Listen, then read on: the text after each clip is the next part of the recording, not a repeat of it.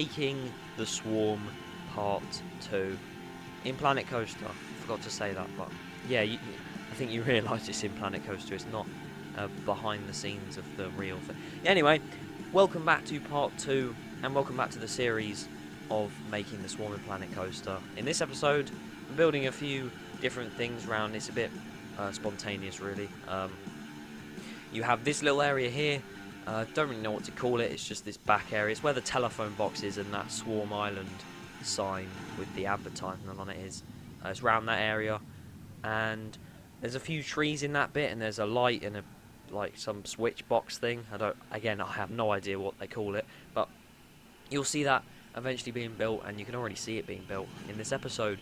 Also, I do build the transfer track near the end of the ride and some of the station exterior, so that's something to look forward to. I was planning to put some of the support building in this episode, such as the incline loop and the end of the 0G roll.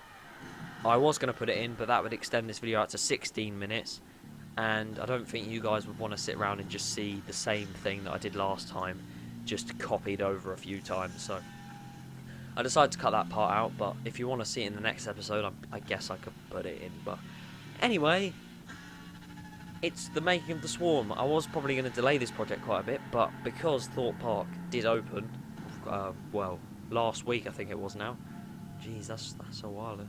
No, it was you know what? It opened a few days ago, and I did visit, and I got back on the Swarm.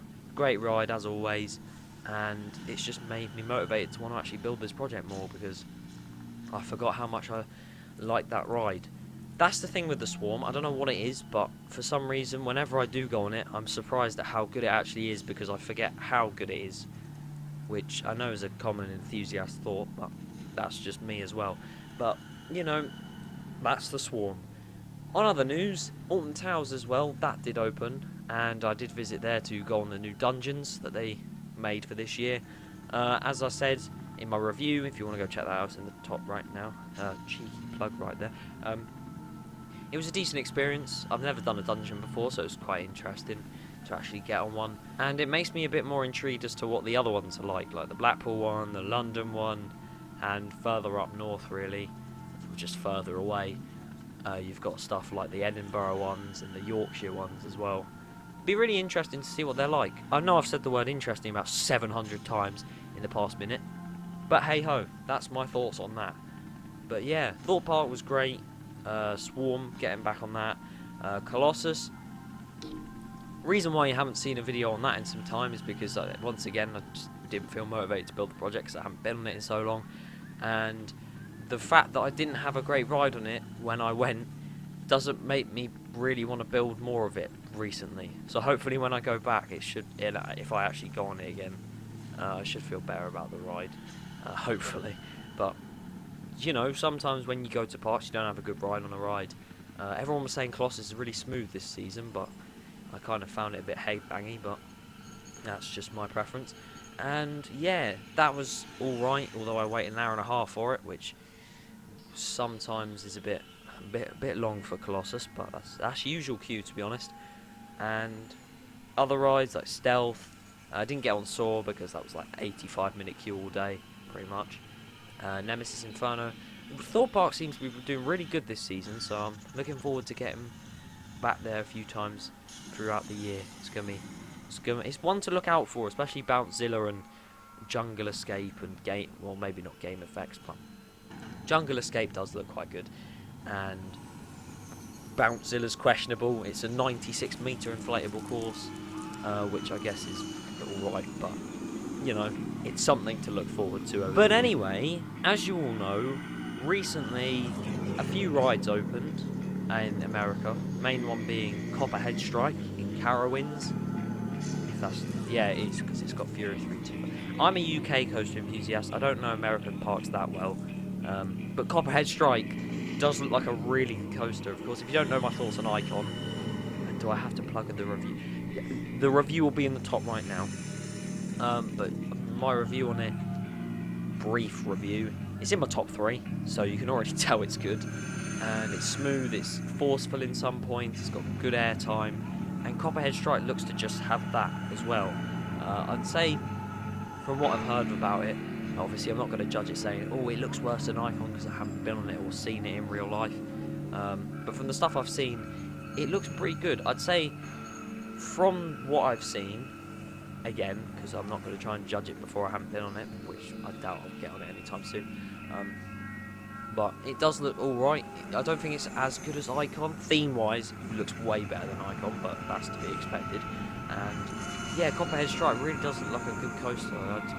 It's one of those ones where, although it doesn't look like a world-class ride, it looks really good. And I don't know why I like it. So I was tempted to build it in Planet Coaster, but one, there's way too many recreations of it already, and two, I'm not going to try and distract myself because I've already got too many projects to work on right now. But yeah. Anyway, this is the transfer tract and the station exterior start. Of course, this is where, well, the train goes off for maintenance in season or off season, whatever happens. Usually it runs 2 trains in the season, so I doubt they put one in there for a while. But as you can see that, I'm putting this, you may be wondering why am I putting another coaster in. That's because the transfer tract originally was going to come out of that little grey bit. I know it doesn't in real life, but I was going to have it like that, as you can see there. But I decided not to, because 1, wasn't realistic, and 2, well, I just did. But yeah, that's the transfer tract going in, and as you can see here, some of the wall of the station is now going in as well. I do end up building a bit of theming for that as well.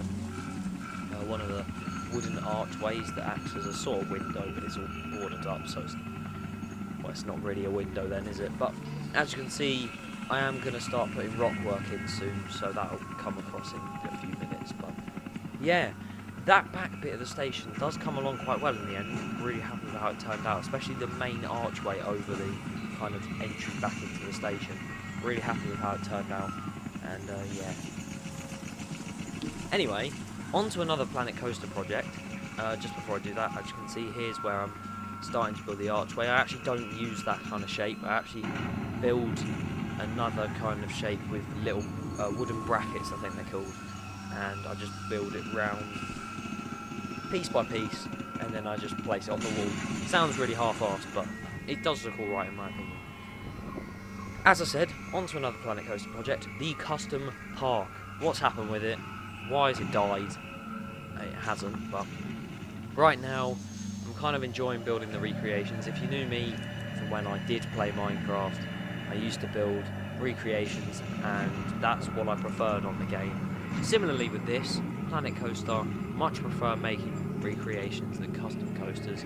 But I still like making custom coasters, don't get me wrong, and my custom park was going to be the main custom series to release custom coasters and build them themselves. And so far, I've technically made 0 episodes because the first one was an introduction to it and that was named Part 0. So technically, I haven't done an episode of it yet, which is really good going for a new series. And, well, to say about that, I am going to try and release another episode soon where I build a GCI custom coaster. Obviously, it's going to be custom. And also, there's going to be another custom coaster kind of video coming out hopefully soon, and I'm trying not to reveal, to be honest, I say I'm trying not to reveal that much, but I probably will end up revealing it. I might as well tell you all right now. So obviously you've seen the Smiler. Obviously I haven't built the Smiler, but you've seen the Smiler, 14 inversions. I thought, why not try and make a realistic 20 inversion coaster? So yes, this ride does go upside down 20 times, and I'm going to try and be building that makes English sense. I'm going to try and build that. I've already built it, I've already recorded it, but I haven't recorded the audio like I have here. It'll be a time lapse, but I build the entire ride, and then there probably won't be a second episode of that because it, once again, would just be boring, because it'd just be support building, more support building, and guess what, even more support building. But it's looking to be quite good. It's a Gerstlauer Infinity, so basically a clone of the Smiler, but it's nowhere near the Smiler's layout, so don't think I've just copied the Smiler's layout, because I really haven't. But yeah, I'm really looking forward to releasing that as well. Hopefully that'll be a decent video to go up soon. And talking of videos, there's not been many recently, and I'm kind of sorry for that, but I've not really had the motivation to do any videos at all recently, so you can blame me for my own, I don't even know, but yeah, I've just not been making much content recently, and I'm sorry about that, but hopefully I'll be getting back into it soon. And I've got a video coming where I met a legend, but that's all I'll say. If you've seen my Twitter, you've probably seen what happened on Alton Towers opening day, and why I'm saying that I met a legend, because I really did.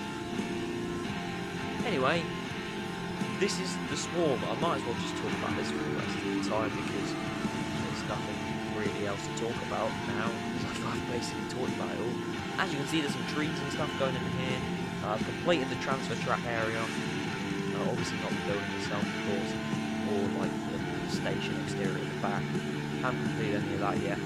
And so far, really happy with how the Swarm is turning out to look, because obviously Swarm is in my top 10, and well, my most recent projects like Colossus and Galactica, they're not in my top 10, so I'm really proud of how this has turned out so far. I may be talking absolutely just crap right now, but that's what happens to me at the end of time-lapse episodes, if you don't know, because I literally just talk the most random stuff, and half of it doesn't make sense. So that happened, and as you can see, rock work is going in on top of the building, as I said earlier. Thank you for watching this time-lapse. Of course, it's making the Swarm Part 2. Part 3 should be going out soon. Hope you guys enjoyed. Sometimes I gotta go all this sleeping on the motorway, all those other girls are throwaways, you the one who's gotta hold on me, and I know just what I gotta do, yeah, forever I've been